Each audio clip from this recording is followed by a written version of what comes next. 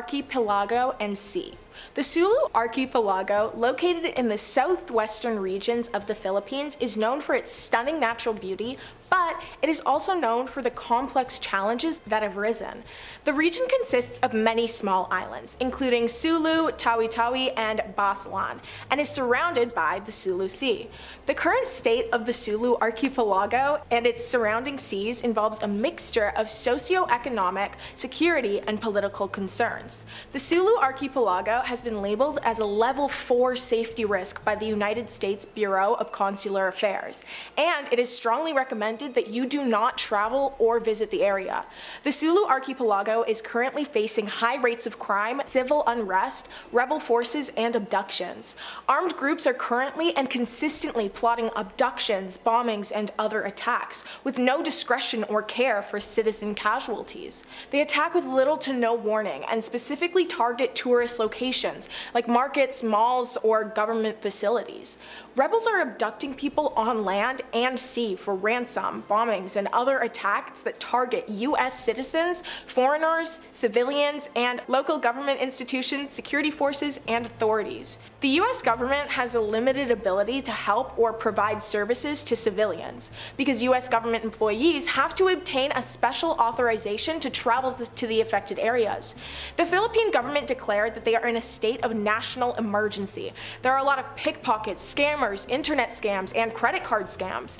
People are warned to turn down offers of food, drinks, or rides from strangers. Travelers traveling alone have been abducted after they were slipped a strong sedative. Because of the current climate, the Sulu archipelago is not a safe place to visit, and it is definitely not a safe place to live. I think that too often people think that wars and organized criminal attacks are a thing of the past, or that they're exaggerated. They're not. If anything, the attacks that are shared are often sugar-coated.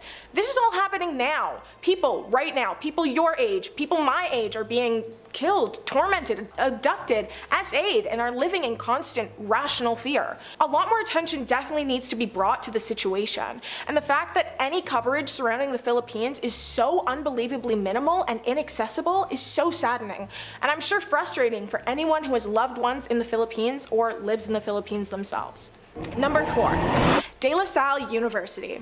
De La Salle University is a private Catholic research and educational university. It was established by the Institute of the Brothers of the Christian Schools in 1911 as De La Salle College, which changed to De La Salle University in 1975 when it was granted university status. When it was founded, the De La Salle brothers were nervously reluctant to open the school because Americans insisted that the first school made should only be available to the ruling Filipino elite. However, a school for the upper-class children of ruling elite families who need good moral and spiritual training was opened. By 1921, the school had 425 students. The school offered amazing programs and was widely appreciated for the educational staff and grand accommodations. But during the Second World War, De La Salle was used as a secret shelter for displaced citizens, wounded soldiers, families, and freedom fighters at the beginning of the Japanese occupation. But on January 2nd, 1942, it was occupied by the Imperial Japanese Army and made into military defense quarters. Several bombings and attacks occurred on campus, but classes did continue until they were discontinued and forced to vacate the campus at the demand of Japanese forces. Most people left the campus, but Egbert Xavier Kelly refused to leave, so on February 7th, 1945, he was abducted by Japanese soldiers, harmed severely, and then killed. On February 12th, just after noon, 20 Japanese soldiers forcibly entered the campus and massacred 16 boys who resided in the chapel of the campus and an additional 25 other residents. There were only 22 survivors. It's now said that the ghosts of the students, teachers, and families are searching for safety. They're still trapped in the same place they died. It has since become a dark tourism location, which a lot of people find to be extremely strange. Tourism that focuses on places with dark or tragic histories, like cemeteries, war sites, churches, or sites that people passed at. Since the site is an active school, tourists are not very welcome to visit the location. Many people do try to sneak in, but it's highly discouraged, and any overly curious onlookers may be arrested, charged with trespassing, or have legal action taken out against them. Number 3, Laperal House and Bahay Nupula. These two houses share a similar dark and horrific history. The Laperal House was built in 1920 and was occupied by the head of the Laperal clans, Don Roberto and Donna Victorina. But during the Second World War, Japanese soldiers took over the home and used it as a den to severely harm victims. Much like the Laperal House, Bahay Nupula was used as a base where they inflicted equally inhumane, despicable acts onto women. During the house's Japanese soldier occupation, soldiers would abduct citizens, accuse them of being American spies, and then harm them in every way known to man. The Laperal House is now considered one of the most haunted houses in the Philippines. Caretakers who work at the house have claimed to see headless ghosts dressed in soldiers' uniforms. They've said that they hear doors opening and closing, and some even said that they can still hear the ear-splitting screams and begs from the people who experienced torment in the house. The Laperal House has become a popular tourist attraction, drawing visitors who are intrigued by its rich history and supernatural oddities. Despite its strange reputation, the Laperal House stands as a testament to Baguio's architectural heritage and continues to fascinate both history enthusiasts and ghost hunters. Bahay Nupula is a deep red house that is labeled as haunted because of the horrendous acts that Japanese soldiers forced onto abducted victims during World War II. At the time, it is said that Filipino guerrillas first used the house as a safe haven, where they would strategize and come together in the trying time. But Japanese soldiers took over the home. They left them without food until they perished. They violated local women without mercy, and they harmed people at random. The house is currently abandoned, but people who live near the area have reported hearing screams and wails calling out for help, and have even seen a group of ghostly Japanese soldiers walking around the house's property. The acts that were committed against innocent people are appalling and heartbreaking. Again, these houses are another example of deeply saddening locations that have become dark tourism attractions. Number 2, Ozone Disco. On March 18, 1996, at 11:35 p.m., the Philippines witnessed one of the deadliest nightclub disasters in its history, the Ozone Disco tragedy.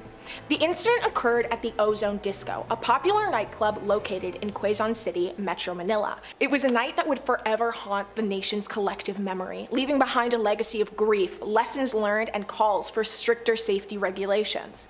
That horrific night, the club was packed with hundreds of excited people, celebrating the end of the school year. The nightclub had gained a reputation for its trendy music and vibrant atmosphere, which drew a young and energetic crowd. The tragedy unfolded when an electric malfunction led to a massive fire which spread rapidly throughout the disco. The nightclub's inadequate safety measures exacerbated the situation. There was only one narrow exit. The club was at least 300 people over capacity, and the club itself did not have adequate emergency exits. As the flames engulfed the nightclub, screams for help filled the air. People clamored to locked doors, ending up in piles as the hot blazes tore at their skin. Tragically, 162 lives were lost that night, and countless others suffered injuries. Families were torn apart, and the nation was left in mourning. The Ozone Disco tragedy serves as a grim reminder of the importance of stringent safety standards in public establishments. The aftermath of the Ozone Disco tragedy prompted widespread outrage and calls for accountability. Investigations revealed a shocking lack of adherence to fire safety regulations and building codes. The nightclub's owners were subsequently charged with criminal negligence, and several government officials faced disciplinary actions for failing to enforce safety standards. The tragedy also led to significant changes in the Philippines' approach to fire safety and building regulations. It prompted the government to revisit and strengthen existing laws, ensuring that public establishments adhere to safety standards more rigorously. Moreover, the disaster prompted greater awareness among the public about the importance of fire safety and the need for responsible business practices. The Ozone Disco tragedy is a painful chapter in the Philippines' history, but it has not been forgotten. Each year on March 18th, memorial services and remembrances are held to honor the victims and reflect on the lessons learned. The tragedy serves as a stark reminder of the consequences of negligence and the critical importance of prioritizing safety in public places. The abandoned disco has since been boarded up. You cannot legally enter the building where such a tragedy occurred. People who have managed to disregard the public trespassing laws have described hearing the screams of victims, a clawing at the door, and the faint sound of crackling music, sounding as though the notes themselves were burning into ash. Number 1. Manila Film Center. The Manila Film Center is an iconic and controversial structure. It stands as a symbol of both the Philippines' aspirations in the world of cinema and the dark shadows that sometimes loom over the industry. Located on the longshore of Manila Bay, this controversial building was constructed as a venue for the 1982 Manila International Film Festival, an event that planned to showcase both Filipino and international cinema. However, the story behind its construction and the subsequent events have left a permanent mark on the country's history. It was built during the regime of the then President Ferdinand Marcos, and the construction of the Manila Film Center was surrounded by secrecy and controversy. To meet the tight deadline for the festival's opening, an estimated 4,000 workers were employed, working round-the-clock in hazardous conditions. Tragically, a portion of the building collapsed on November 17, 1981, burying several workers under the rubble, still alive. At the demand of the government to expedite the center's completion, the workers' bodies, alive and dead, were covered in cement and left entombed within the structure. Despite this tragedy, the Manila Film Center still opened its doors on January 18, 1982, with much fanfare. It became a hub for film enthusiasts and filmmakers, hosting international film screenings and competitions, and most of them had no idea that they were standing on top of a mass grave. However, the controversy surrounding its construction continued to haunt the venue. Rumors of paranormal activities, particularly ghosts of the workers who lost their lives during the construction, further fueled the Manila Film Center's infamy. In the years that followed, the Manila Film Center faced challenges, including changes in ownership and management. It fell into disrepair and was largely abandoned, becoming a dilapidated and spooky relic of the past. Various proposals for its renovation and revitalization were put forward, but none of them came to fruition. Despite its troubled history, the Manila Film Center remains a significant piece of architectural heritage in the Philippines. In recent years, there have been renewed efforts to restore and repurpose the building. Some have suggested transforming it into a cultural and arts center, while others see its potential as value for events and expeditions, or others see its potential as a venue for events and exhibitions. The government has even received and reviewed applications for the renovations and proposals for the building's future. There's no memorial dedication for the workers that lost their lives, and the government does not accept the blame or take responsibility for the tragedy that occurred because of their impatience.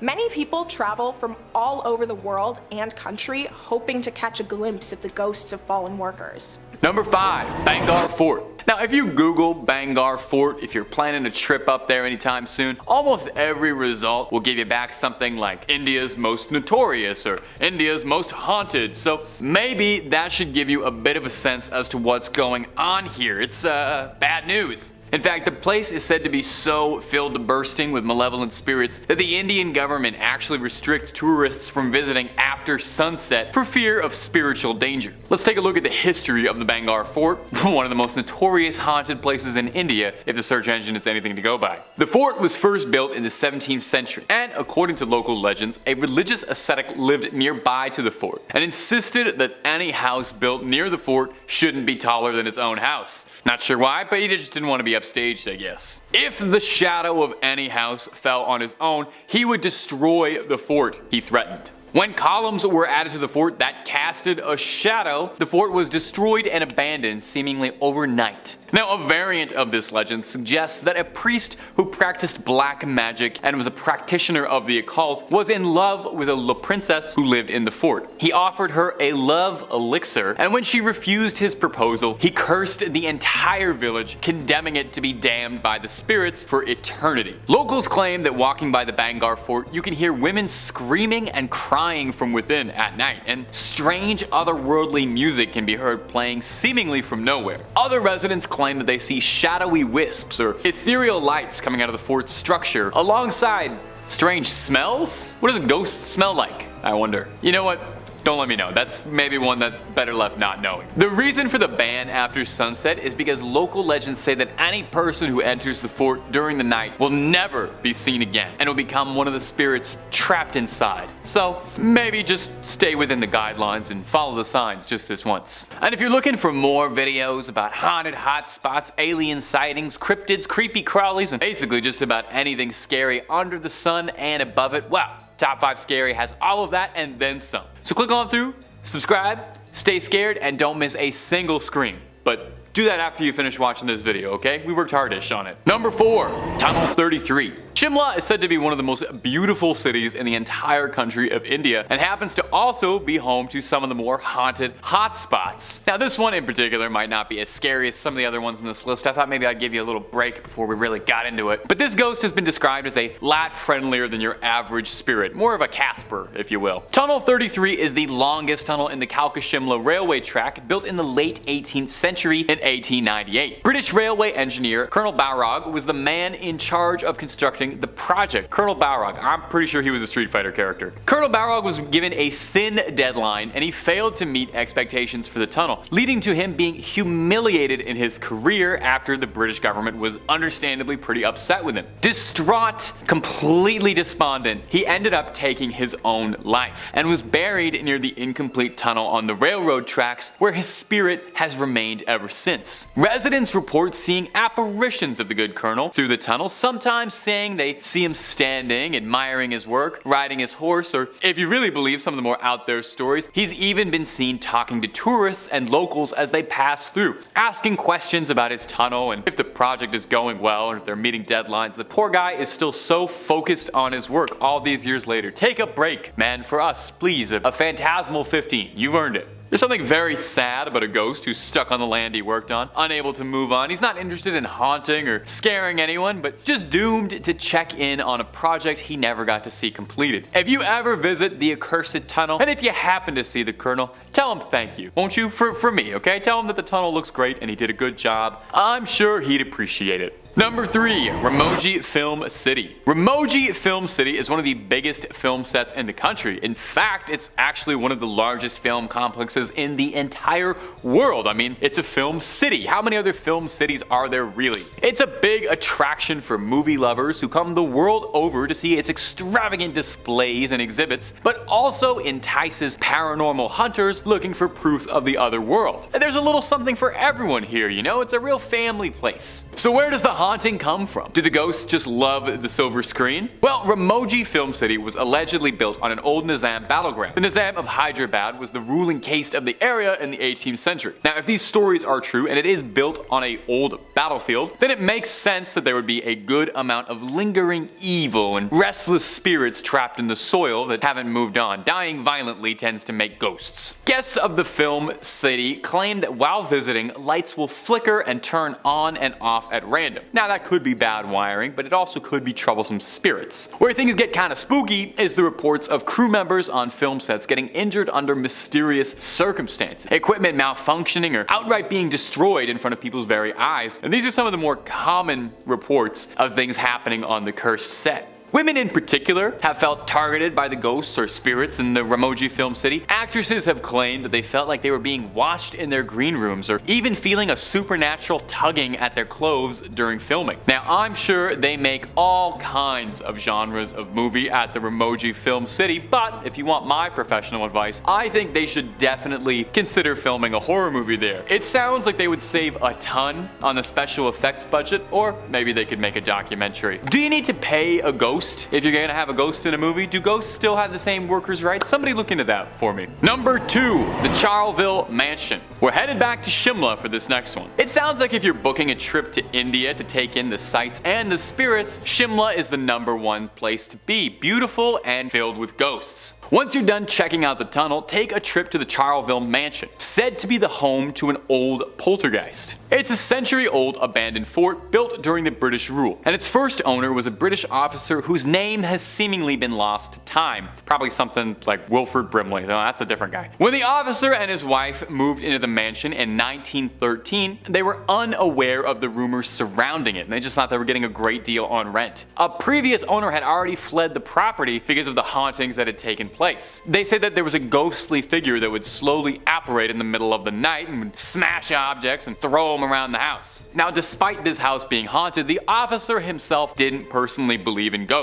He wanted to test this theory of whether or not there was a poltergeist in his home, and so he locked all of the doors in his house and waited, just sat there twiddling his thumbs, tapping his feet, waiting for a ghost to approach. Well, lo and behold, after locking all the doors, he heard a crash upstairs and ran upstairs, opened the door, and found that this one room had all of the furniture and all of the mirrors just utterly demolished. I think he moved out the same week. They say he moved out shortly after, but I can't even imagine he finished packing his bags. Now, the next owner was one Victor Bailey, an assistant secretary working on the railway construction at the time, and I gotta say, there must be some really bad vibes at the Shimla Railway if 2 entries on this list involve it. Anyway, the Baileys moved into the mansion, and at first it seemed like a great deal. Beautiful mansion secluded away from the rest of the world. Until one day at a dinner party, one of their guests reported that he was talking to a lovely English gentleman. Victor Bailey was a bit confused, and when he went back to go introduce himself to this guest, he watched the man disappear into the room the poltergeist destroyed, just vanished out of thin air,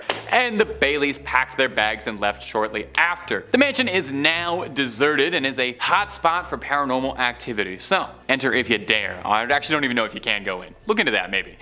Number 1. Dumas Beach. And we all love a good beach vacation. If you're looking for somewhere sweet to lay back while sipping on something sweet, India is full of some beautiful beaches. But we are not here to talk about anything lovely, okay? This isn't top 5 lovely, although that would be just delightful. I would love to work on top 5 lovely if we're ever gonna make that a channel. Maybe you guys are listening. We're going to Dumas Beach, located along the Arabian Sea in Gujarat. The first thing you'll notice about this beach that stands out is the black sand, which is already pretty unnerving. Most beaches don't look like that. The local folklore says that Dumas Beach used to be a burial ground for Hindu people, and as such, generations of spirits are ingrained into the sand. Building on this legend says that the reason for the obsidian-colored sand is years worth of cremated ash by the burning of the dead, eventually overtaking the sand on the beach. So, I don't know, if you're thinking about making a sand castle, maybe think twice about that. Maybe keep the flip-flops on too, okay? So what do people say about the spirits out there? Well, it's been said there's a negative aura present in the air, and even just while visiting, tourists and residents say they can feel this sense of dread that something is wrong immediately walking around there. Locals say that the spirits of the dead walk down the beach at night, and visitors claim to hear inexplicable voices, scary laughter, and crying. So if you want a nice, long, romantic walk down the beach in India, just keep in mind that you're gonna have a bit of an audience with you.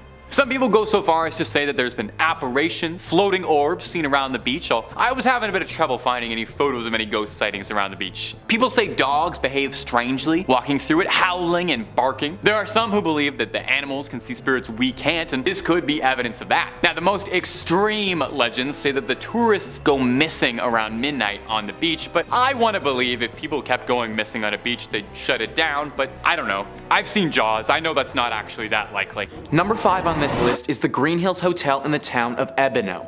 Currently out of business, this hotel hasn't been allowing visitors since it closed down in 1992. The hotel was already under speculation of being haunted simply due to its eerie exterior and its slow corrosion. That didn't stop 2 men from exploring it last year though, and finding something extremely unsettling. The 2 boys were in search of ghosts at this hotel and wanted to see if any of the rumors were true. They initially noted feelings of anxiety when they entered the building, but that skyrocketed when they got to the 6th floor. Entering one of the guests' bedrooms, they found a corpse lying on the bed and staring up at the ceiling. The corpse had long pants on, a short-sleeved shirt, and gray hair. What makes this story so unsettling though is that the corpse had been there for such a long period of time that it's still unknown what the gender of the individual was. The body had decayed to such a state that it is thought to have been there for years.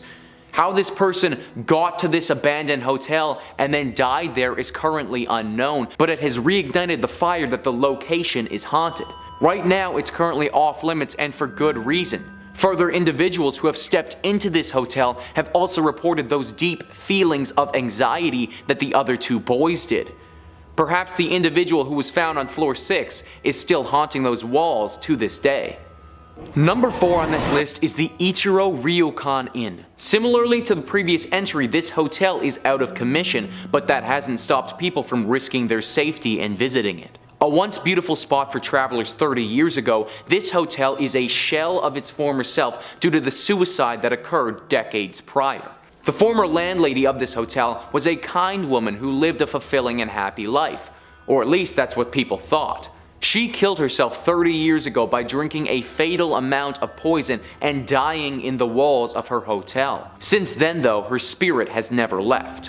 After her death, the hotel attempted to remain open for a few more years, but eventually it had to shut down due to the haunting. This lady's spirit has a grip hold over this place and made it very clear to anyone who entered that they were unwelcome. An apparition resembling her would often be seen in the corridors, screaming and crying at the top of her lungs. Many guests reported that a vision of her was stalking them the entire time that they were there and that they felt very unsafe. There was a thought that they would simply tear down this old hotel at one point, but the people in charge heard a ghostly cry warning them not to. To this day, the ruins still stand there completely abandoned except for the old landlady's spirit who continues to haunt the halls. At number 3, we have the Marroad International Hotel in Narita. This hotel is still functioning and can be stayed in if you like, however I wouldn't advise it. In 1999, the hotel, and more specifically room 1272, was the site of an amateur mummification. In Japan at that time, there was a cult group called Lifespace. One of the key members was a 61-year-old man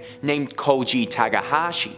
After suffering a fall in the bathroom and a bad hit to the head, Koji had to go to the hospital. While he was there, it was discovered that he had a very severe cerebral hemorrhage and needed constant hospital care. Disagreeing with this, he had some fellow cult members, including his son, bring him to the Marroad International Hotel and begin a ritual on him that would save him from his ailment. This ritual was named by the group Shaky Pats and had them gently touching his body in an effort to cleanse it. This obviously did not work and Takahashi died soon afterwards. His death was no deterrent though, as this ritual went on for 4 more months in this hotel room. Even though the smell of rotting flesh and a decomposing body filled the air, the remaining cult members claimed that he was still alive. After roughly 5 months of ceremonies being performed on this decaying body, the police finally broke into the hotel room and arrested everybody involved. They didn't come fast enough though, because 5 months was long enough for Takahashi's spirit to cling on to that specific hotel room. Now, guests of that room consistently report hearing strange sounds coming from apparently nowhere. They also say that they hear the drops of water or running tap water, but when they go and check the washroom, nothing was left on. After having a dead body decompose for 5 months in that room, it's no wonder that this hotel is haunted. Number 2 on this list is the Nakagusuku Hotel ruins. These hotel ruins lie only 50 meters away from Nakagusuku Castle. Even though this was supposed to be a hotel, it didn't serve its purpose very well because it's only ever housed 1 guest. The building of this hotel started roughly 50 years ago in the 1970s against the strong pushback from the Buddhist monks in the surrounding area. The local monks consistently warned the owner of this project to build elsewhere because the site he had chosen was on top of some ancient and sacred graves. The monks believed that building this hotel would anger the spirits of these past souls and they would enact revenge on the members of the hotel. The owner of this site refused to heed their warnings and decided to prove them wrong by spending a night by himself in the half-built hotel. When people found him the next morning, he had completely descended into pure madness, with some even referring to him as being demented. He was so far gone that he had to be admitted to an asylum and treated by professionals. After this incident, the building was halted and it's never been resumed. Today the site is full of vegetation and growth and slowly crumbling to the ground from general decay. Locals still believe that it's haunted with the ancient spirits that were angered 50 years prior, and it's been ruled off limits for visitors. Number 1 on this list is the Akasaka Weekly Mansion. This spot has got to be the most dangerous on this list. This hotel is located in downtown Tokyo and is considered to be one of the most haunted spots in the country. What makes this place so haunted is just how many atrocities it has become home to. From deaths, to suicides, to even kidnappings, the walls of this hotel have seen some horrific things. Guests here have reported several different unique, strange occurrences from their stay. A common report is white mist flowing through the air vents and filling your room. The mist is cold and changes the temperature of that room, so you're practically freezing. Guests have also said that figures will appear in their rooms in the night. This can be at the foot of their bed or in the doorway. Sometimes these shadowy figures just stand and watch, but some guests haven't been that lucky. One woman described standing up and then having this being push them back on the bed, paralyzing them so that they couldn't fight or run away. Another guest describes an incident where they saw a shadowy creature and tried to run to the door. This devilish apparition tripped them to the ground and dragged them by their legs back into the room. They proceeded to attack this individual until they had decided that they had had enough. The person staying in this room came out about this story the next day and showed off her back where she had countless scratches that resembled some strange looking claws. Somebody finally had the bright idea to tear down this hotel. However, instead of leave the area alone, they built another hotel directly on top of it called the My Stays Premier. Similar reports from that hotel have been shared since they switched over. Whether it's the land itself or the horrors that this area has seen previously, something is not right about this hotel in Tokyo. Number 5 on this list is the Huiguan Opera House. This opera house is located in Beijing and has been standing there for quite some time. These days it acts as an opera house and a museum, regularly putting on various theater shows. However, it wasn't always used for this purpose. The building was constructed over 200 years ago in 1807, and back then it was a home for the poor. It was built by a philanthropist whose intentions were good, wanting to help those in need and give at least a few a roof over their heads. Problem was that the builders didn't do their research well enough, because this house for the poor was built directly on top of an ancient graveyard. The spirits of this ancient graveyard weren't too pleased that this building got put directly on top of them, and as you may expect, have been haunting it ever since. A ghostly apparition has never actually been seen here, but hundreds of visitors have heard noises coming out of thin air. The noises apparently sound as if somebody is screaming at the top of their lungs. This screaming can happen at any time and any place in this opera house, but it seems like the courtyard is tied the most to these reports. There's even a legend surrounding this courtyard. Locals say that if you pick up a stone and throw it in the courtyard, then this voice will directly scold you for doing so. It seems that this voice that scolds you is very scary to those that do this, because there's no reports of anyone picking up a second stone and throwing it again. I suppose all of this should teach you that if you ever intend to construct a big building, do some research on the ground that you're building on before you start. Number 4 on this list is the Songpo Library.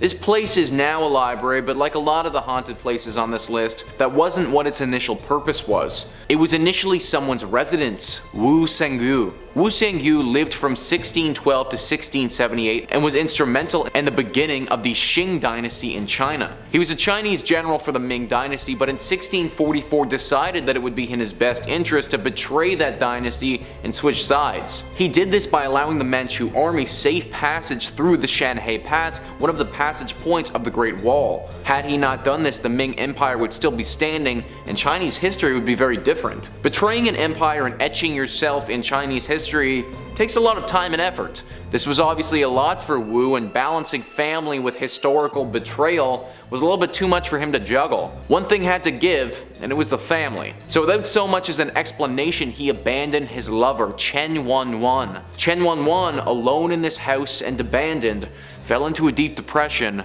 and hung herself in this home. That's right, guys, even though this library has a deep history of a traitorous general, it's actually the ghost of his abandoned lover that haunts it. After her death, her spirit never left this place, and even when it was converted into a library, she still hung on. It's said that her ghost will occasionally show herself to visitors of this library if they're by themselves. She will have deep bruises around her neck, apparently from the rope that she hung herself with. She will also be crying, except not audibly. Tears will stream down her face, but she'll remain almost expressionless and just stare at those who she appears to. Anyone who has seen her has said that they were extremely unsettled by the vision and can never go back to that library again. Lots of the workers at this library don't last very long either, because after they see her, they immediately quit. Her appearance can be very disturbing, and for that reason, I don't recommend going to check this library out. Number 3 on this list is the Chaonei Church. Even though this place is often referred to as Chaonei Church,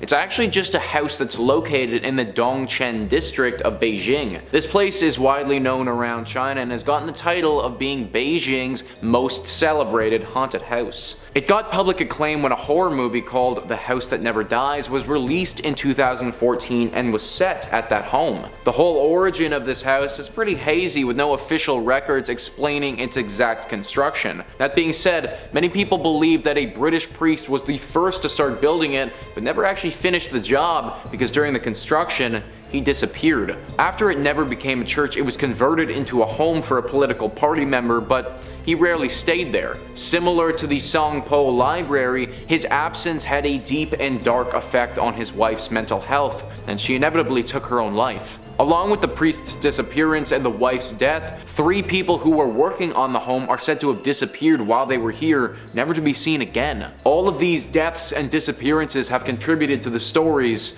of this house's haunting. The most commonly spotted ghost here is that of the woman who took her own life. People are very scared of ever seeing her because they believe her ghost had something to do with the disappearance of those 3 construction workers. Almost everyone who walks by this house, even just on the outside, says that they feel an immense sensation of dread as they do. It's also reported that during the summer months, even if it's scorching hot outside, the second you pass through the doorway, everything gets super chilly, as if the home is void of life and feeling. Tunnels have also been discovered under this house, which just add to the lore and legend of this place. Unlike the Songpo Library, where the ghost will just appear and be disturbing, it seems like the spirits that dwell here are actually very dangerous, and for that reason, it should definitely be off your travel plans if you ever find yourself in Beijing. Number 2 on this list is the tomb of General Wan. I found an excellent passage explaining the history surrounding this tomb written by Dong Huaxi Weiji. He writes, General Wan Chonghun is famous for his military command during the Ming Dynasty, where he almost single-handedly fought off the Manchu army in the 1630s. Despite the general's loyal efforts to protect the land and the imperial family,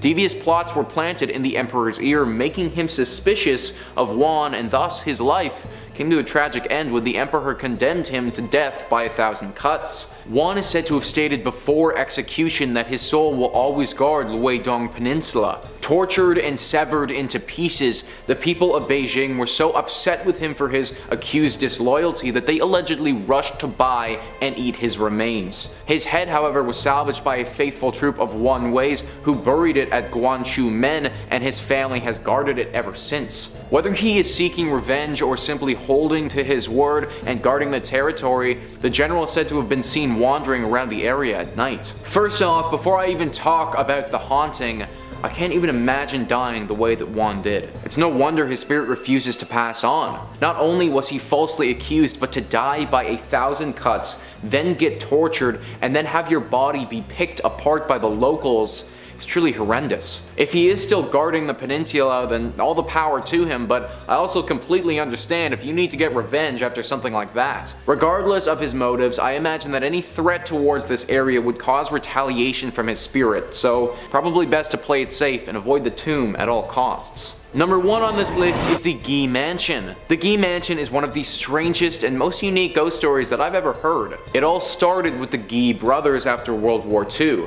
They decided to move to Shanghai post-World War II in hopes of finding a better life. This was the best decision that they ever made because once they got there, they basically won the lottery. In the early days of living in Shanghai, the brothers stumbled upon an abandoned warehouse that was filled with cans of paint. At that time, the price of paint was very expensive, and this warehouse was as good as stumbling upon buried treasure. They sold the paint that they found and got a fortune for it. That's when they decided to build this mansion. They didn't stop at just spending their money like this though. The brothers had a taste for the lavish lifestyle. They bought a plethora of wild animals and had them live with them. Tigers, pumas, reptiles, and various other unconventional pets lived at this mansion.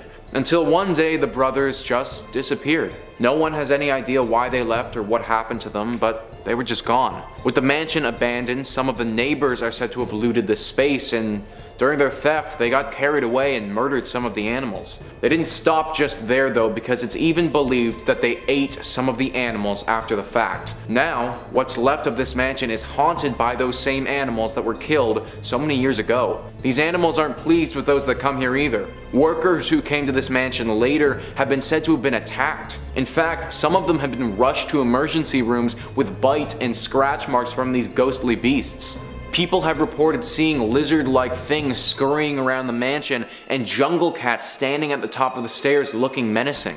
I have never heard a story with a bunch of ghostly jungle animals before, but that's what we have here, and from all the reports, these creatures aren't the friendliest. Number 5 on this list is the Forbidden City. The Forbidden City was constructed in the early 1400s for the Ming Dynasty. This palace served as the base of operations for any political ongoings that China was involved in for several hundred years. It was also the home to the Chinese emperors and their families. The complex is massive, consisting of 980 buildings, 8,886 rooms, and being 178 acres in area. The Forbidden City was listed as a World Heritage Site in 1987 and is no longer used for political business, but now acts as a tourist attraction. This palace is estimated to be worth over 70 billion US dollars, which makes it the most valuable palace and piece of real estate on the entire planet. I imagine that when they were valuing this palace though, they didn't factor in that it's deeply haunted. The Forbidden City has been home to many Chinese emperors during its existence. During its time, it's seen them partake in a wide array of atrocities. The murder of Chinese slaves has happened countless times. Granted, this hasn't always been done by an authoritative figure, but skirmishes between servants and slaves have happened many times throughout this palace's history. And also, it hasn't just been slaves, but others have been murdered within these walls too. Many people speculate on some of the sinister acts that have happened here, but many of those acts have never been proven. This leads to the secrecy that has shrouded this place since its construction. Nowadays, this Forbidden City is haunted by several ghosts and ghouls. One of the most famous sightings was from a guard. They swore that while they were on duty, they were approached by a lady in white without any face at all. This legend has been echoed by some of the other people over the years, although this lady's origin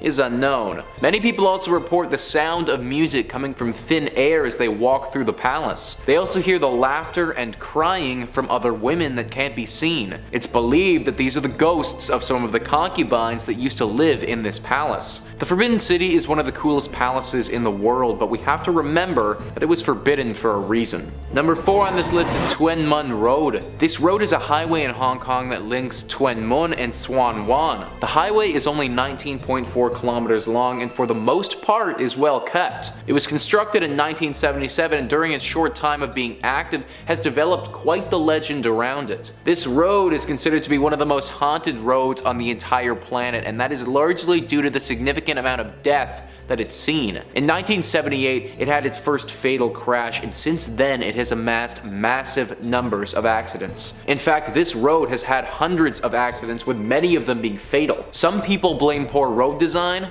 but the surviving victims from the crashes, they blame ghosts. This road is believed to be haunted by a bunch of spirits. It's said that these accidents keep happening because the ghosts will appear in the middle of the road. Upon first glance, people will think that they're about to hit a person, swerve to get out of the way, and effectively cause an accident themselves. The biggest problem with this road is that it keeps getting more and more haunted. Like a virus, the people who die from spirits then become the spirits that are haunting the road. Nowadays, there are hundreds of spirits that haunt this road and can appear at any time right in the middle of it, causing chaos and death. One of the most notable accidents that happened here was that of a bus in 2003 where 21 separate people died. This highway is a hazard to say the least, and one that I would avoid going down if I was ever visiting China. Number 3 on this list is Fengdu. Fengdu had to be included in this list because it's also literally called the Ghost City. It is a massive collection of shrines and temples that are dedicated to the afterlife located on the Ming Mountain. This place was built over 2,000 years ago and is deeply rooted in Chinese culture. The reason that it's called the Ghost City isn't just because people believe it to be haunted today, but because of a legend that took place many years ago. Two imperial officers named Ying Changshen and Wang Fangping went to the mountain to practice Taoism. Whilst they were at this place, the pair performed a ritual to become immortal. When you combine their two names into Ying Wang, you get the translation King of Hell. This goes along with the stories that these two immortal beings will drag people down to the underworld. This site and these two immortals are so critical in Chinese culture because it's believed that every single spirit will pass through this place when they die. That's right, guys. Fengdu is the location where a spirit will go immediately after their physical body ceases to function. There are 3 tests that the dead will go through before moving on to the next life. First, they must pass the Bridge of Helplessness. Then, they go through the Ghost Torturing Pass. And then finally, they will wait at the front of Xianzi Palace. It's here that the ghost must stand on a stone for 3 whole minutes. If you are to be dragged down to the underworld, then it's at this time that it will take place. All of this ghostly activity has made this place very haunted. People have reported sinister laughs and strange noises coming from this place at all hours of the day. People have also reported hearing blood-curdling screams coming from nowhere. They think that these screams are coming from the torturing of those ghosts. If all of this is true, then there really is no point of visiting this place. If all of this is true, then there really is no point in visiting because regardless of how you spin it, we're all gonna end up there one day anyways. Number 2 on this list is the Great Wall of China. The Great Wall of China is one of the 7 wonders of the world and truly a sight to behold. The total length of the Great Wall of China is roughly 21,196 kilometers. This wall was built over thousands of years with the initial construction starting in the 7th century BC. Its purpose was largely to act as a defense mechanism between other nations and also to monitor what was coming in and out of their country. This wall is massive, more massive than anything we can really comprehend. In fact, to put it in perspective, I'm filming this in Toronto, Canada right now. Traveling to China from here is roughly 11,000 kilometers, meaning that the length of the Great Wall is long enough to go all the way to China and then come all the way back.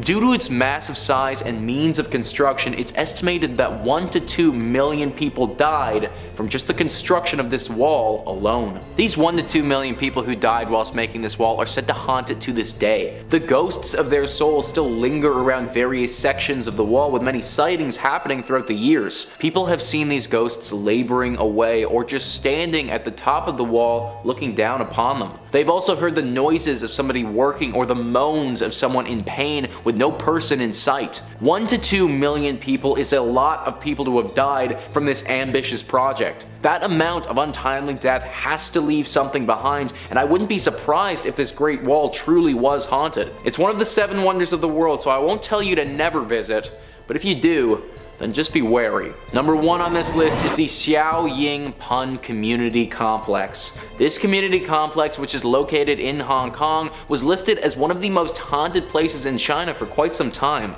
It started off, as many haunted buildings do, as an old mental institute. This institute was built in 1892 and operated as a mental hospital until World War II. During World War II, this building was used as a hospital for any people fighting, but then in 1947 went back to its initial purpose of housing those who were clinically insane. It continued to function like this until 1971, when it was eventually closed down and the building was abandoned. As with many mental hospitals from that era, there were a lot of human rights violations that took place. Couple that with some of the death that it saw in its walls, plus its abandonment, and the legend of a potential haunting started to run rampant. In the recent years, this place has been converted into a community center, but even this immense renovation hasn't stopped the ghostly sightings. The most famous apparition is that of a man dressed in traditional Chinese clothing. It's said that his presence isn't uncommon, and he will often engage people in conversations if they're by themselves. It should also be noted that the mental hospital before it closed down was ravaged by 2 separate fires. Some people died during these blazes, and the spirits of those burn victims have reportedly been spotted in the past. People have said that they've seen them standing at the end of the hall staring at them, completely burned and bloodied. With a history like this location has, it's no wonder that spirits are still sighted walking among it to this day. Number 5 on this list is the Dhuza Chaw. For those who aren't aware, because I wasn't until I looked it up, a chawl, according to Google, is a type of residential building found in Western India similar to a tenement. Typically low quality housing, chawls are generally associated with poverty. So that's a chawl, and the one in particular that we're looking at is one that's located in Mumbai. What's unique though is that it isn't the entire chawl that's haunted. It's actually just one specific spot in it, the well. Directly in the center of this building is a well. This well is lined on either side by houses of this chawl and is very enclosed. One day many years ago, a woman who lived in this building was going down to collect water from the well. As you can probably expect, it didn't go how she'd hoped and she fell inside. The fall was enough to end her life, and her body was later discovered at the bottom of the well. Her body was later extracted from that well, but her spirit never left. Ever since that tragic incident, the current residents of the chawl have seen her spirit wandering the halls throughout the night. Her wails and cries can be heard all around the chawl as well, with the loudest instances happening by the well. She appears in white, and even though her white gown is clean and beautiful, her face is battered, assumingly from the tumble that she took down the well. So far she hasn't claimed any other lives like some of the other ghostly entries on this list, but her incessant crying and mere existence is enough to make anyone lose their mind. Number 4 on this list is Dumas Beach. Dumas Beach is a very pretty black sand beach that's located in Gujarat on the Arabian Sea. This place is said to be stunning in the daytime and has even been described as a look-alike to God's home. When the sun goes down though, everything changes. Dumas Beach hasn't always been a fun daytime tourist attraction. It actually used to be an ancient burial ground. It's believed that for many centuries this beach was a very important Hindu cremation site. In fact, that's why people believe some of the sand is black. The ashes of those who were cremated got mixed in with the white sand and slowly over time changed the color to what it is today. It's believed that the spirits of those who were cremated here still haunt the beach when the moon comes out. Glowing orbs have been seen floating around the sand in the dark, seemingly without a source. Laughter and the sound of conversation can be heard even though it'll be the dead of night. There have even been some disappearances at this beach before. Some tourists going out at night for a stroll and never being heard from again. A really scary account says that a man was found dead on the beach with his tongue popping out of his mouth. It was positioned in such a way that the investigators couldn't come up with a logical reason as to how he died and ended up like that. It's currently unclear why the spirits like to come out at night and not in the daytime. Some believe it's because nighttime was when the rituals would take place, but others just think that this time of day is more susceptible to paranormal activity. Whatever the case may be, if you're visiting Dumas Beach, make sure that it's always in the bright light of the sun, or else you could be in for some trouble. Number 3 on this list is Jatinga. At this point, I've read and heard hundreds, maybe even thousands of scary stories, but I've never heard of one quite as unique as what's going on in the village of Jatinga. Jatinga is a small village with less than 3,000 total people living there. Even though it doesn't have a large population of humans, it does have a large population of birds that live around the area, and that particular haunting that we'll be looking at actually concerns them. There's a phenomenon that occurs here that's been named by the locals and those studying it as the bird suicides. That's right guys, at this one particular village, birds will actually take their own life. Apparently they fly in one direction together towards the sun and then all simultaneously plummet to the ground and die upon impact. Oftentimes this takes place on several occasions during September and October of each year. Some experts believe that this is just a coincidence and several birds have got disoriented, crashed into something, and then died, but locals think that there's a curse. Where it originated from, they're unsure of, but they believe that the village is haunted and evil spirits have caused these birds to take their own life as a means of terrorizing the villagers. I, for one, honestly can't imagine how unsettling it would be to have several birds falling from the sky regularly taking their own lives. Also, if we just step back for a second and acknowledge how actually crazy this whole phenomenon even is in the first place. A bunch of birds in this small village of 3,000 people will fall to the ground and die every year at the same time. If that isn't something out of a horror novel, then I don't know what is. Number 2 on this list are the forts of Bhangarh. This fort in India is one of the most haunted spots in the country and has incredible amounts of lore surrounding it. A tourist tells the legend of the fort where she writes, "The guide told us of the beautiful princess Ratnavati, who was the daughter of Shatter Singh. She was the jewel of Rajasthan. Ratnavati was much younger than her stepbrother Ajab Singh and was as universally liked as he was disliked. Tales of her beauty and delightful temperament spread far and wide, and she received many marriage proposals. A tantric priest, who was well versed in black magic, fell in love with her, but knowing that he didn't stand a chance with the beautiful princess, he tried to cast a spell on her. Seeing the princess's maid buying perfume for her in the village, he cast a spell on it so that Ratnavati would fall in love with him. Ratnavati came to know of this and threw the bottle. It turned into a boulder and hit the tantric. He was crushed under its weight, but before he died, he cursed the princess, her family, and the entire village. The next year, a battle was fought between the forces of Bhangarh and Ajabgarh, which led to the death of Ratnavati and most of the army. This is the ancient legend that surrounds this fort, but many modern ghost stories have been told as well. Many of the locals believe that this place is the home to some devilish characters. This is due to all of the people that have gone missing at this location. It's believed that some ghostly presence is snatching people away. The purpose of these abductions are unknown though. It's also believed that due to that ancient legend, no one can build a roof here, that any new structure will break and burn to the ground from the spirits that own this place. Some apparitions have also been seen, with many people reporting that it was a lady that they saw. It's currently unclear if that's the ghost of Ratnavati or someone else who's been wronged at this location. The scariest part about this place is that you could literally never leave. To get abducted or to go missing is pretty freaking serious, and if there's some sort of entity that's doing this to people here or cursing them in some way,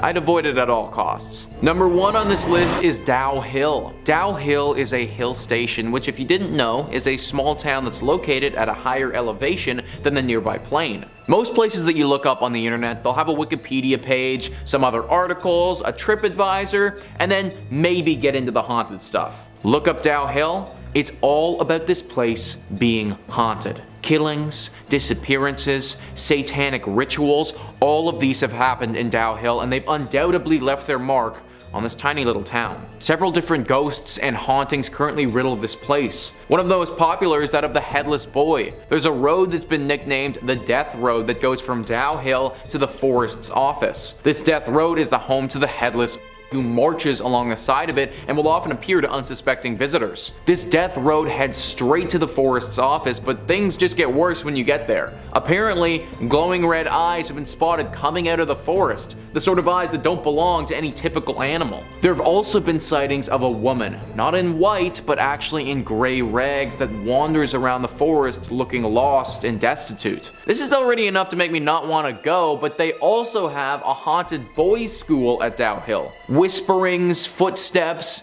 doors slamming from thin air, screams, cries, laughter. This can all be heard from the apparent nothing inside of this boys' school. All of this makes Dow Hill one of the most haunted spots in India, and definitely a place that you need to keep off of your travel list. Number 5 on this list is Iwo Jima. Iwo Jima is one of the many Bonin islands that is located in the Pacific Ocean, pretty far away from the Japanese mainland. There are actually several reasons why you should never visit this island aside from the fact that it's haunted. This island was the location of some very important battles in World War II fought between the United States and the Japanese. This island currently houses a Japanese military base of self-defense on it, and things were not that much different in World War II. The battle that the Japanese and the Americans had lasted for 40 days and thousands of troops died brutal deaths on its shores. The current troops who are stationed here have reported sightings of ghostly apparitions that look to be in World War II outfits. These are apparently the dead soldiers from all those years ago. Their souls have yet to leave this island and are rumored to be forever marching along its shores. Like I said before though, this haunting isn't the only reason you shouldn't go here.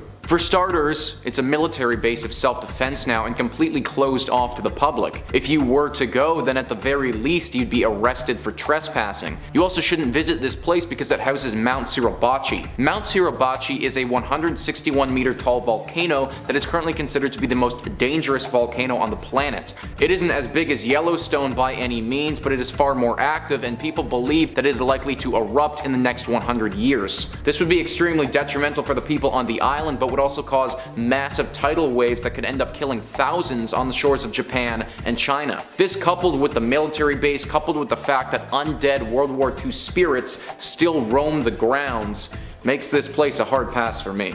Number 4 on this list is the Whispering Tunnel. The Whispering Tunnel is honestly kind of scary as it is, a long thin tunnel that is super dark and doesn't look very well kept. The scare factor is multiplied exponentially though when you throw in the fact that there's a ghost who's haunting it. Now there are multiple stories associated with this tunnel, the two biggest ones involving a murder. One story depicts the tale of a young girl who was brutally murdered as she was passing through the tunnel, and now her spirit is said to haunt the tunnel. The other story talks about how a group of sick teenagers murdered a 21-year-old in the tunnel by burning him and leaving his remains there to be found later. There are also some ties to some ancient Buddhist monks who believe this area was simply a hotspot for spirits and all things paranormal. It's possible that none of these things are true, but it's also possible that all of them happened, and with the reports of the ongoings in this tunnel, I tend to lean to the latter. People who pass through this tunnel often don't make it to the end. Now that's not because the spirits have murdered them or taken over their soul or anything like that, but they've reported saying that they just can't force themselves to make it through. There have been countless reports of a serious foreboding presence the further you go into the tunnel, as if the air gets thick with a dark spirit and your innate senses tell you to stay away. It's also been said that people have felt the sensation of being pushed or pulled before, typically in the direction of where they entered. Also, considering this is called the Whispering Tunnel, there have obviously been reports of whispers and scratches. These whispers often sound like those of a little girl, further pushing the narrative that a girl has been murdered here. Truly a terrifying tunnel that probably isn't worth the scary walkthrough. Number 3 on this list is Camp Hansen. The legend associated with Camp Hansen is also sometimes referred to as the Lone Soldier. Camp Hansen is a United States Marine military base that is located in Okinawa. The camp currently has over 6,000 American troops stationed there to this day. It should also be noted that this was an area of interest in World War II, similarly to our other entry of the island of Iwo Jima, and saw its fair share of death. One soldier's soul seems to have clung onto this place though, and doesn't seem to want to leave. The camp has several gates to get inside, but the one under particular scrutiny here is Gate 3. It's at this gate that the ghost of a dead World War II soldier will appear. It's said that he will show himself to you and be wearing a World War II outfit that is covered in blood, seemingly the outfit that he died in. He will approach you and ask you for a cigarette, and then if you give it to him, quietly smoke alongside you until he's done. From my research, this ghost isn't evil in nature and doesn't want to harm you, he simply wants a smoke. But soldiers that got positioned at this gate started to get extremely creeped out. So much so that the gate has actually been shut down and is no longer in service. The amount of stories that people have compiled about sightings and interactions with this ghost was so much that the people who run the base thought it was best to leave the man be and just shut the gate down for good. This camp, and more specifically the gate, is considered by most to be one of the most haunted places in all of Japan. Number 2 on this list is the Roundhouse Schoolhouse. Now the Roundhouse Schoolhouse is an abandoned schoolhouse in Japan that was constructed in a perfect circle. The exterior of the building looks super eerie, and the fact that desks and school supplies still remain inside of it adds to the overall creepiness. The schoolhouse was built back in 1906 and operated as any schoolhouse would until 1970 when it closed down for economic reasons. Now what's interesting about this school and the hauntings that are associated to it is that there doesn't seem to be any big inciting incident to cause ghosts to take up residence here. Typically we hear something about a murder or something of that nature that caused a spirit to haunt that particular place. This schoolhouse doesn't have any of that. It was a regular school right up until it closed. However, that didn't stop ghosts and demons from calling it home after people left it behind. Rumors started circulating about this place and how people who stumbled upon it had heard screams or seen ghostly apparitions looking down on them from the windows. Soon it became a spot of interest to people seeking a paranormal thrill, but these thrill seekers were met with something that they weren't prepared for. People started going, and when they came back, it was as if they'd been through a battle. They were shell-shocked. They told tales of how they felt frozen where they stood and how it felt as demons were invading their thoughts when they were there. Some people who went there came back on the verge of complete insanity, as if their mind had been pushed to a place of no return. It seems like this place is host to a plethora of ghosts and demons, and I wouldn't recommend going there unless your mind is up to the task. Number 1 on this list is the Aokigahara Forest. And this forest is commonly referred to as the Forest. Located very close to Mount Fiji, this forest boasts a plethora of large trees that are sometimes called the Sea of Trees and are truly a masterpiece of nature. Sadly, this forest has quite the sad history to accompany all of this beauty. You've most likely heard about this forest due to the scandal that happened with Logan Paul several years ago. Him and his team went into this forest to film a video, came upon a dead body of somebody who had committed and were extremely insensitive to the entire situation. This is just one of the instances of how the forest got its name, but since the early 1900s there have been countless times that have been committed here. In fact, are so prevalent there that there's even a sign at the entrance of the forest reminding people that life is a precious gift. Taking one's life isn't the only thing that's happened at this forest though. This was also a place used to practice yubatse, which is a horrible, horrible thing. This is where you take an elderly person out in the middle of nowhere and just leave them there to die. Apparently this forest used to be used as a place where people would do this. Through all of this death, the trees and the branches, they don't house just birds and animals anymore. They're deeply haunted as well. So many scary tales have been reported in this forest. A common report is a blood-curdling scream that can be heard throughout the entire area. People think that these blood-curdling screams are coming from the yurei, which are spirits of the dead who have died at sea. Typically these creatures take on the form of a humanoid fish thing with long black hair. Other strange sightings have happened here as well. Vice was doing a documentary of the forest and stumbled upon a very scary skeleton-like doll that was nailed upside down into the tree in a strange crucifixion-like manner. The crew filming believed that this was a curse left behind by somebody who had died there and wanted to stay away from that doll as much as possible. There have also been many sightings of apparitions in this forest, and some of them have even been caught on camera before. Not to mention that if you're walking through this forest, you may just stumble on somebody who's committed.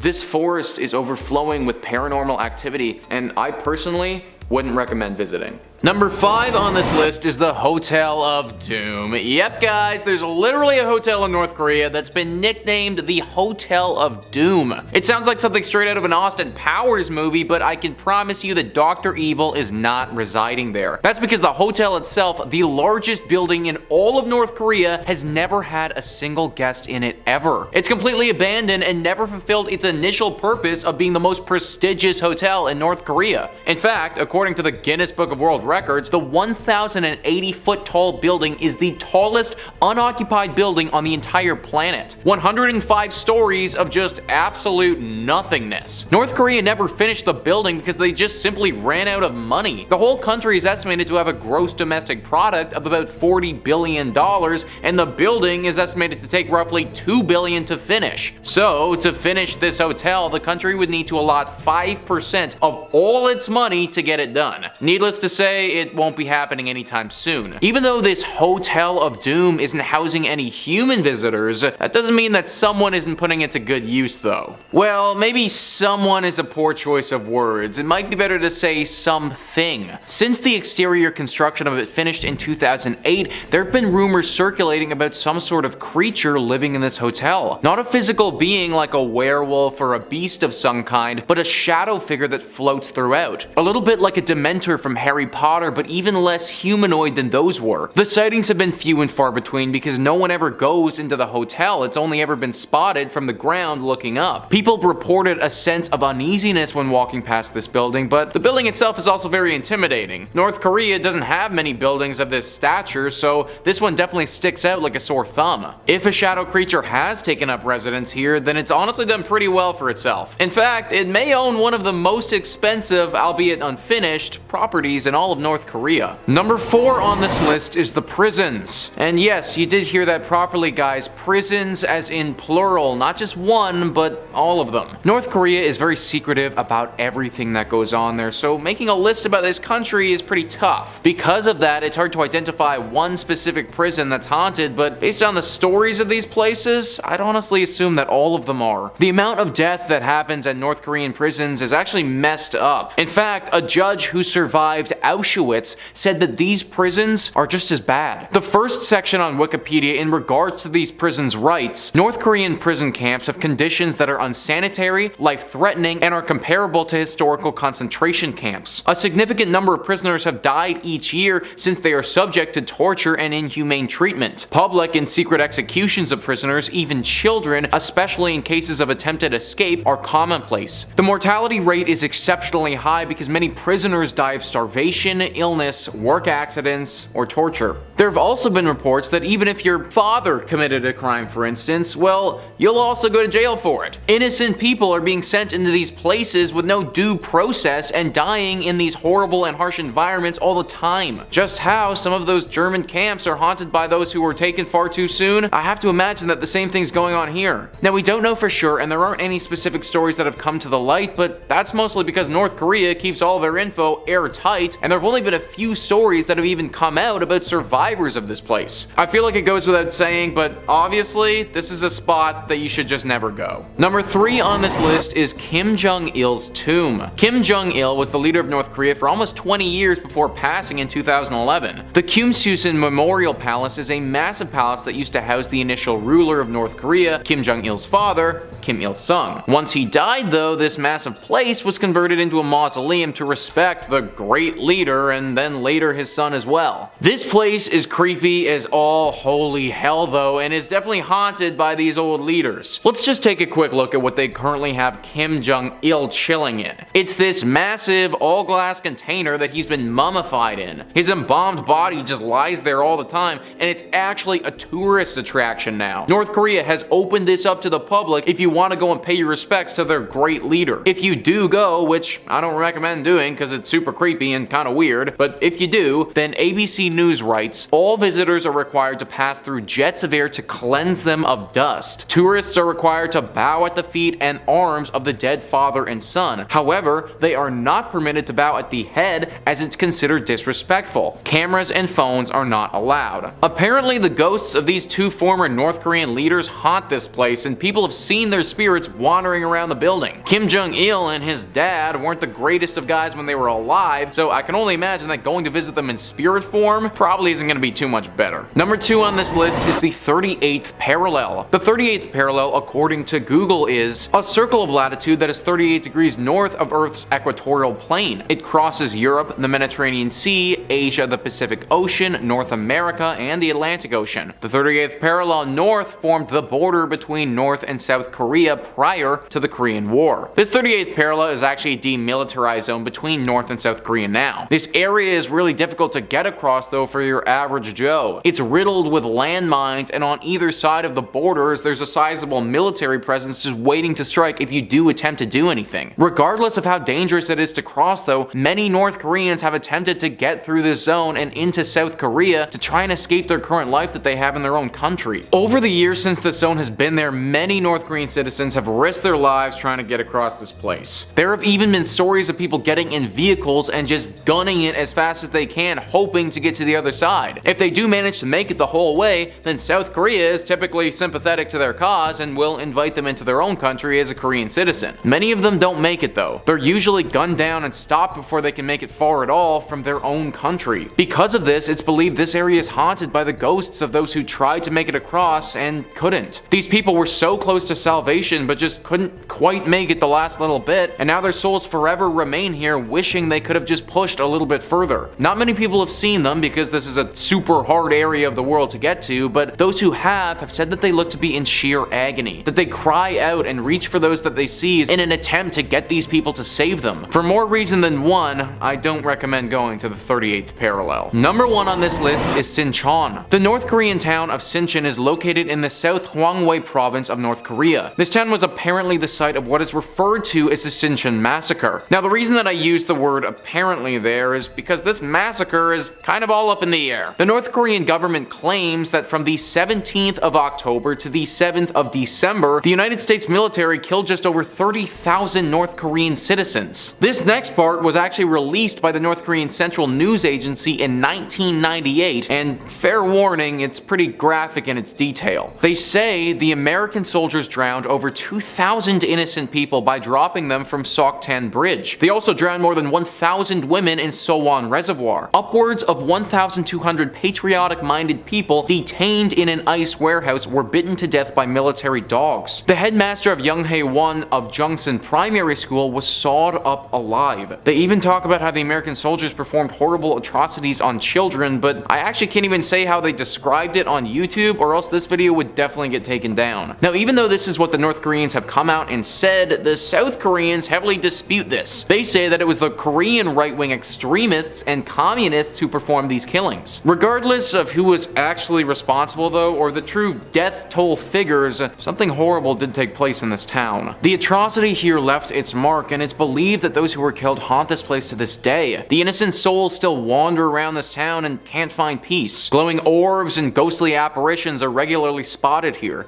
It isn't just one ghost or one type of ghost either, but a horrifying variety. Men, women, children, ghost-like figures have been spotted of all of them before. Definitely not a cute and quaint town that you would want to visit if you ever did find yourself here. Number 5 on this list is Donste Lakhang. This temple is located in Bhutan, an often overlooked nation that's nestled between Nepal, Bangladesh, and China. This nation is largely populated with Buddhist monks and is known for its monasteries, fortresses, and incredible landscape. The country itself is already shrouded in mystery, and this place is probably the best example of that. Holidify writes, Dungste Lakhang was built by the Thang Tong Gyalpo in the year 1433. It's said that the monument was constructed on the body of a monster that was causing harm to the inhabitants. There are mysterious stories about this place, and locals believe that the divine power of the temple would retain the demon from coming back to life. The building is in the form of a diagram mandala, and different floors represent the earth,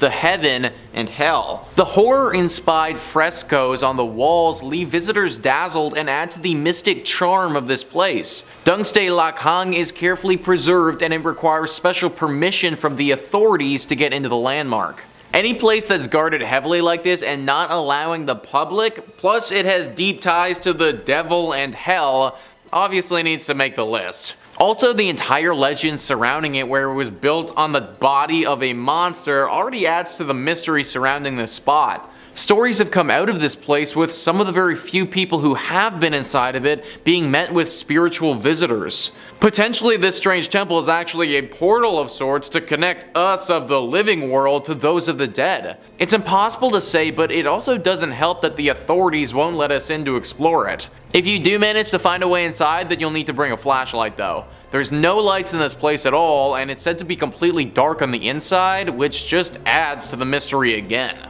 Number 4 on this list is the Plain of the Jars. Located in Laos, this site is definitely a weird one. A bunch of stone jars, 2,000 of them to be exact, all scattered throughout the fields of this hilly terrain. These jars are very sizable and made of pure rock. In fact, the word jars is pretty generous because it's basically just a bunch of rocks with holes on the top of them. What they're used for, who put them here, and how they got here though are all a big mystery. Maybe the most interesting thing about these jars is the story with World War II. In World War II, the site in question was heavily bombed. One would imagine that some stones with holes in them would be obliterated from a heavy barrage of bombs, but they weren't. In fact, it didn't look like they took any damage at all. Some people believe this is because these jars have a deep spiritual connection to them. This lends itself to the origin of these jars, where people think that they were used for some interesting sacrificial rituals. Granted, some other people believe that they were used to make wine. A bunch of jars to sacrifice people, or a bunch of jars to get drunk off of. I guess you guys be the judge. Number 3 on this list is the Ryukyu Islands. These islands are a chain of islands that are located off of Japan. The islands, although they're very beautiful and have some amazing scenery, aren't really mysterious in their own right. It's what's located in the water beneath them though that has a lot of mystery and lore surrounding it. Under the water of the Ryukyu Islands are what many believe to be an Atlantis-like city.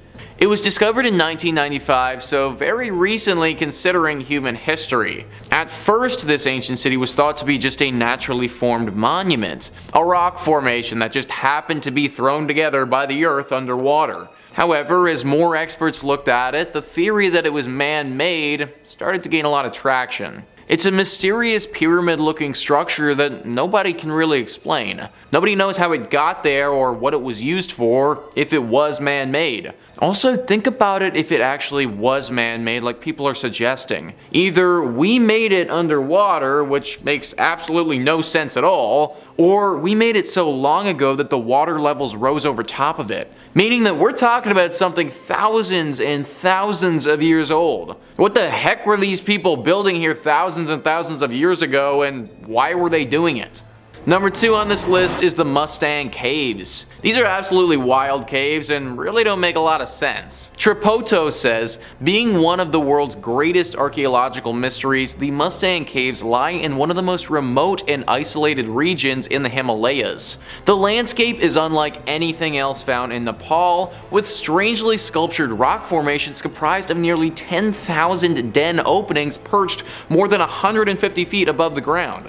It's unknown who dug them, since whoever did would have had to scale a near vertical rock to do so, a task almost impossible to accomplish by even experienced climbers. No one knows what their purpose was either, with theories ranging from living quarters to burial chambers. A visit to this mysterious spot will definitely leave you amazed and equally confused.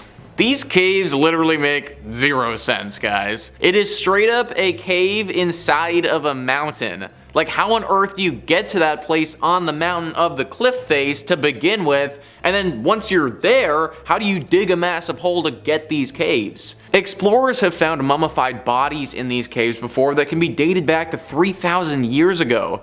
That is a long time ago, when people wouldn't have presumably had the technology capable of constructing things like this. There's also been a lot of sculptures, paintings, and other things found in these caves. However, none of what has been found indicates which group is responsible for making these things in the first place. They also don't know why they're there either. It's possible that these were just burial sites, but it also seems like overkill to build these cliff caves for just something like that. Others have speculated that these spots are used to practice advanced tantric yoga, or back in the day, perform some sort of ancient rituals. It's likely that we won't ever know the full purpose. And number 1 on this list is Fengdu. Fengdu, or better known as the City of Ghosts, is one of the most spiritually connected places in the world. Atlas Obscura says, the city has been around for nearly 2,000 years, filling it with a spooky sense of the past.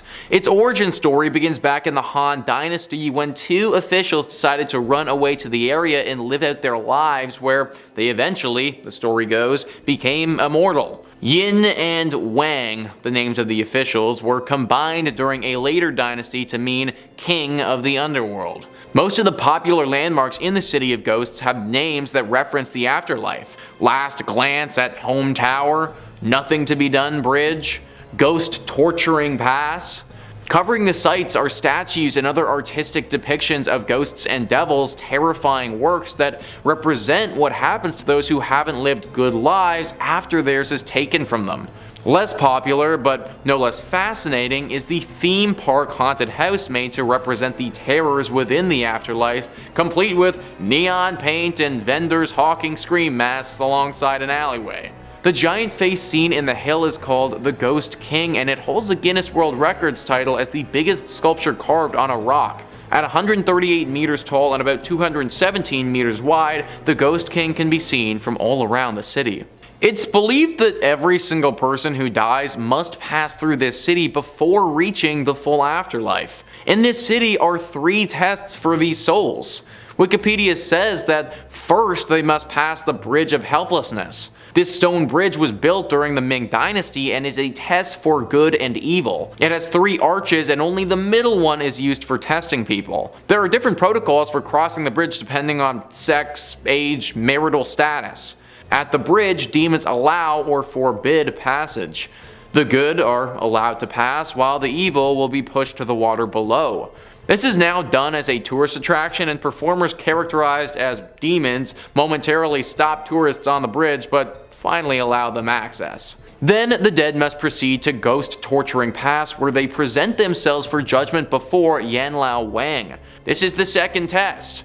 In this area there are large sculptures of demons. The third test is done at the entrance of Tianzi Palace, where the dead must stand on a certain stone on 1 foot for 3 minutes. According to legend, a virtuous person will be able to do it, while an evil person will fail and be condemned to hell. Clearly a super mysterious spot that you probably weren't supposed to see until you die. Number 5, Fengdu Ghost City. Fengdu Ghost City. Well, right off the bat, I feel like this is probably a spooky place. You don't name cities Ghost City unless there's a good reason for it. Well, the good reason is that the city got its name during the Eastern Han Dynasty. 2 imperial nobles, Yin Changshen and Wang Fengpin, came to Ming Mountain to discover a way to achieve immortality. Combining their 2 names, Yin and Wang, Ying Wang, translates to King of Hell, and that cemented the site as an underworld hotspot. Since then, the place was built to be a shrine to the underworld underworld with several temples showing paintings and sculptures of people being punished for their sins and cast into eternal damnation. It's pretty spooky, but honestly it's pretty cool. It's good craftsmanship. And there is some rich folklore to go with the place. Chinese mythology and beliefs say that the dead must pass 3 tests before they're allowed to cross into the underworld, which sounds exhausting to me. I can't even enjoy the relief of death before you're asked to solve some riddles and pass some tests. The village is kind of like a place to conduct these tests, and now you can actually go to it yourself and do it as a tourist attraction and watch performers act out all the trials. But here's the trials. The first test is passing the Bridge of Helplessness, which does sound a little bit like it's from one of the Dark Souls games. It was built during the Ming Dynasty, and good souls are allowed to pass, while evil ones will fall into the water below. Then, you proceed to Ghost Torturing Pass. Oh, that's a fun place to be, where they present themselves for judgment. Finally, the last test is at the entrance to Tianzi Palace, where the ghost must stand on a certain stone on 1 foot for 3 minutes straight. I don't know why I'm standing on 1 foot when the camera is above my waist. You can't tell what I'm doing. I could be standing on as many feet as I want. A good soul will be able to do it, an evil one will fall over. Now this site now is a popular tourist destination due to its very unique structures and fascinating, if not a little bit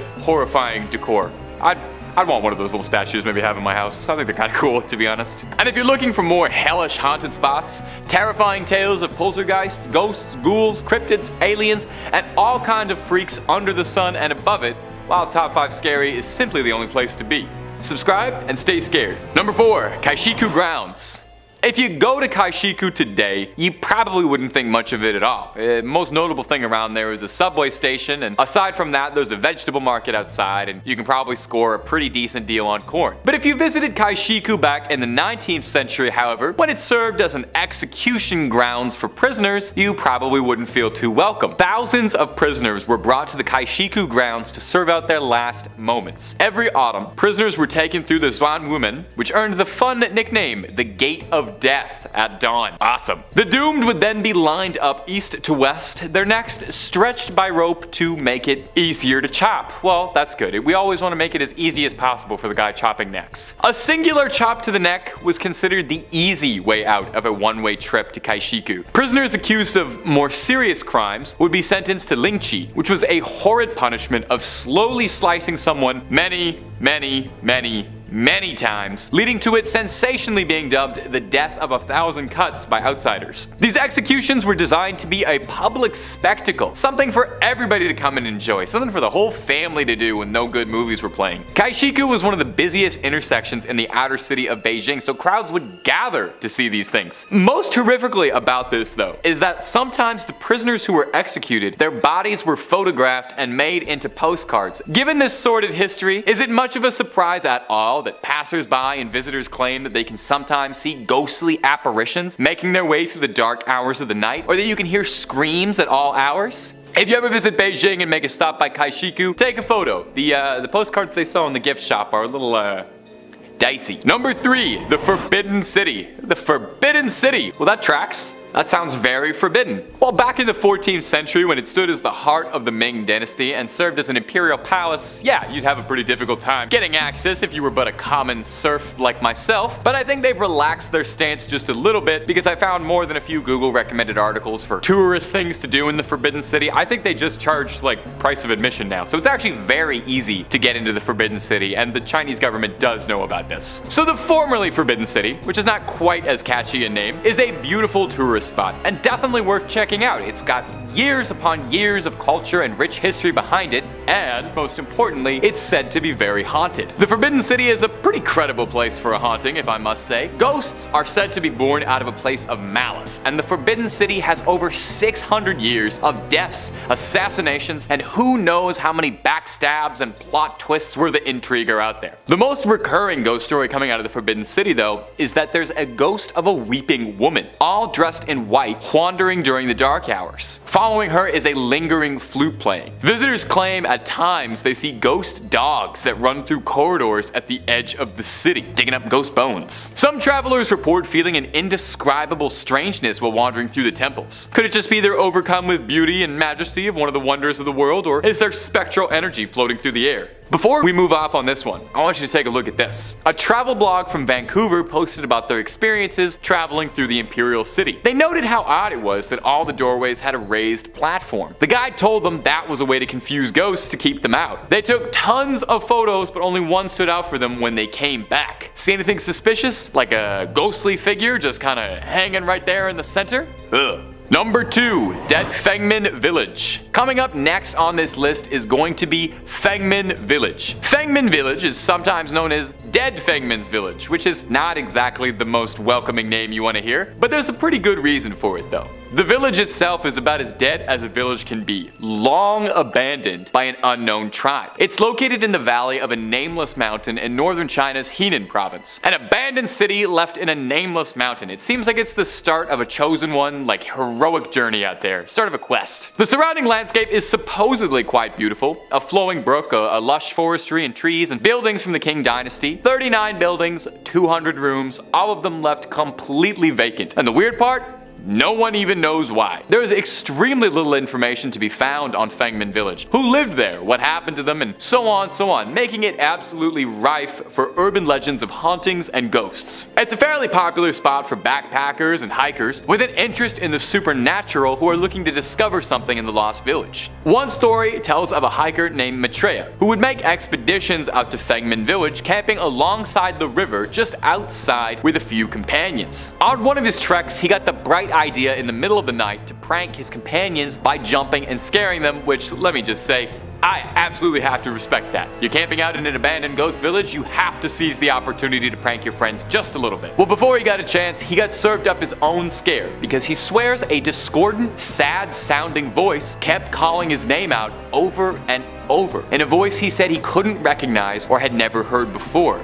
And none of his friends had any idea what he was talking about. At number 1, Chaonei 81. Our next entry is Chaonei number 81, a building that has a fairly notable reputation, being listed as the most haunted building in Beijing. It's Beijing's most famous haunted house. The ghost most commonly reported in this house is that of a woman who was the wife of an officer in the National Revolutionary Army during the Chinese Civil War in the late 1940s. He had fled to Taiwan with his compatriots before the end of the war and left his precious wife behind. Naturally, she was pretty upset about this. She was despondent. She felt that without her husband, she had nothing left to live for and thusly took her own life. And her spirit has been trapped in the house ever since. Residents who live around the area claim that during thunderstorms you can hear shrill, violent screaming coming from inside the house. Visitors report that walking into the house immediately, you feel a cold chill come over you and a feeling of inescapable dread. Not good. Not good to feel those things. There's stories of people going inexplicably missing connected to this mysterious house. One notable story is that of a British priest who is said to have initially built the property to serve as a church who went missing shortly before it was finished. When an investigation was launched to look for him, they supposedly discovered a secret tunnel that led to a neighborhood in the northeast, and the priest's body was never discovered. Now, another story was that 3 construction workers in the basement of a neighboring building weren't paying attention to what they were doing and broke through a thin wall leading into building 81. They went through the hole and the 3 of them vanished. And now there are people who conspire that this event is what led the government to cancel its plans to demolish the building for fear that it might be haunted. And it hasn't been yet because it's still standing there, and you're more than welcome to visit. You can take a guided ghost tour if you're feeling brave enough, and hopefully you come back.